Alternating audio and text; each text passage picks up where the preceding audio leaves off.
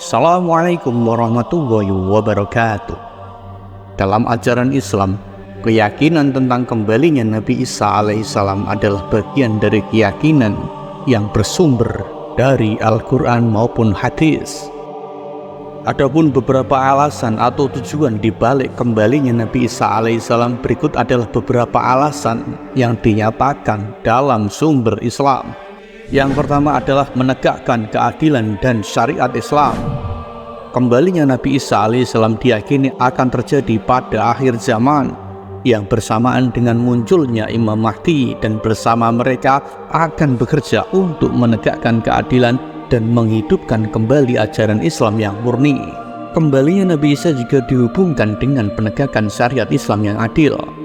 Rasulullah SAW telah bersabda dan menggambarkan tanda-tanda menjelang kiamat, yaitu Nabi Isa akan turun ke bumi untuk membunuh Dajjal, dan kala itu sedang mengelilingi bumi dan menyesatkan umat manusia. Di dalam Al-Quran telah disebutkan, sesungguhnya dia Isa itu benar-benar menjadi pertanda akan datangnya hari kiamat.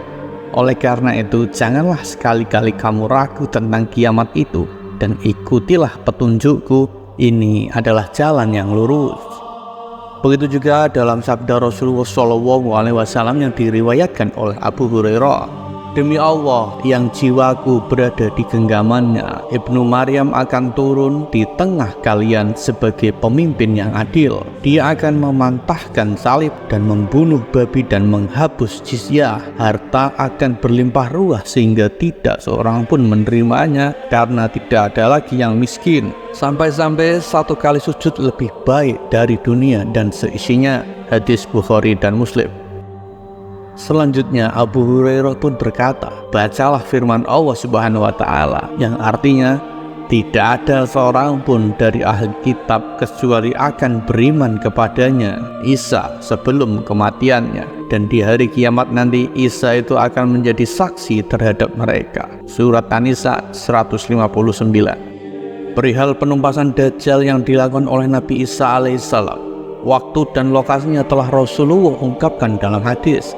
Ketika malam yang gelap menyelimuti bumi, kaum mukminin saling berkata satu sama lain, apalagi yang kalian tunggu untuk menyusul saudara-saudara kalian ke ridha Allah Subhanahu wa Ta'ala?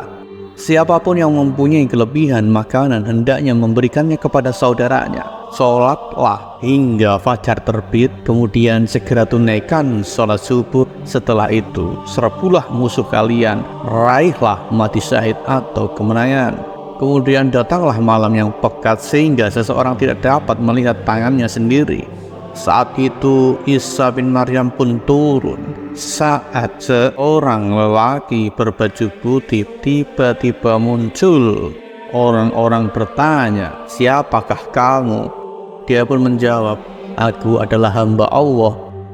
Isa bin Maryam lalu menyeru kaum muslimin, wahai kaum muslimin, apa yang menghalangi kalian untuk keluar menyerbu si pendusta jahat itu? Orang-orang pun berkata, ini adalah jin.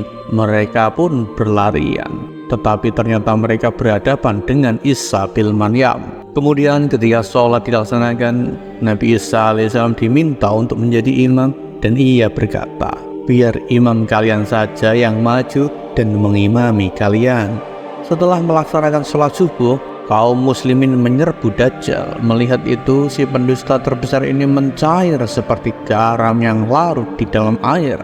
Isa bin Maryam mengejarnya lalu membunuhnya. Bahkan pohon dan bebatuan pun memanggil-manggil, wahai ruh Allah, ini ada Yahudi bersembunyi di sini. Tidak ada seorang pun yang dahulu mengikuti Dajjal yang tidak dibunuh oleh Isa alaihissalam. Dari hadis tersebut bisa diketahui bila Nabi Isa beserta pasukan muslim menyerbu Dajjal dan bala tentaranya setelah sholat subuh, hingga kemudian Nabi Isa membunuhnya. Di mana Dajjal terbunuh? Nah, kita dengarkan bersama-sama. Di dalam hadis Muslim, setiap kafir yang mencium bau nafasnya pasti mati, dan nafasnya mencapai jarak sejauh pandang matanya. Dia mengejar Dajjal hingga berhasil menemukannya di bab Lut, lalu membunuhnya. Adapun bab Lut atau gerbang Lut terletak pada sebuah kota di distrik tengah Israel, sekitar 22 km bagian tenggara kota Tel Aviv. Dalam beberapa hadis dikatakan bahwa Nabi Isa akan membunuh babi dan memutuskan salib sebagai simbol mengakhiri praktik-praktik yang dianggap tidak islami atau bertentangan dengan ajaran tauhid. Nabi Isa juga mengakhiri persekusi terhadap para pengikutnya, dan kembalinya Nabi Isa juga dikaitkan dengan perlindungannya terhadap para pengikutnya yang setia. Dalam agama Islam, Nabi Isa diyakini akan muncul sebagai pemimpin yang adil dan melindungi umatnya dari penindasan. Nabi Isa alaihissalam juga menunjukkan kegigihan dan keberanian. Kembalinya Nabi Isa alaihissalam ke bumi juga merupakan bukti bahwa kegigihan dan keberanian seorang nabi dalam menegakkan kebenaran dan melawan kezaliman. Ini menciptakan contoh teladan bagi umat Islam tentang keteguhan dalam menghadapi cobaan dan tantangan. Penting untuk dicatat bahwa interpretasi dan pemahaman mengenai kembalinya Nabi Isa dapat bervariasi di kalangan umat Islam.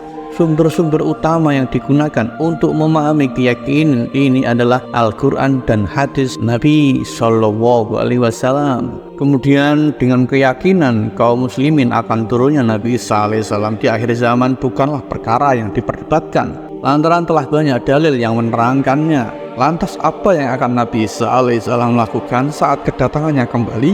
Namun ada yang bertanya, apakah ia juga akan menikah nantinya? Manshur Abdul Hakim dalam buku Kiamat, tanda-tandanya menurut Islam, Kristen, dan Yahudi menyebutkan terdapat sejumlah ayat Al-Quran mengenai kemunculan Nabi Isa menjelang kiamat, seperti firman Allah dalam surat Az-Zukhruf ayat 61 yang artinya, sesungguhnya dia Isa itu benar-benar menjadi pertanda akan datangnya hari kiamat, dan janganlah sekali-kali kamu ragu tentang kiamat itu, dan ikutilah petunjukku, ini adalah jalan yang lurus. Semoga Allah Subhanahu wa Ta'ala selalu senantiasa melimpahkan rahmatnya kepada kita semua. Jangan lupa subscribe, share, like, dan komen. Wassalamualaikum warahmatullahi wabarakatuh.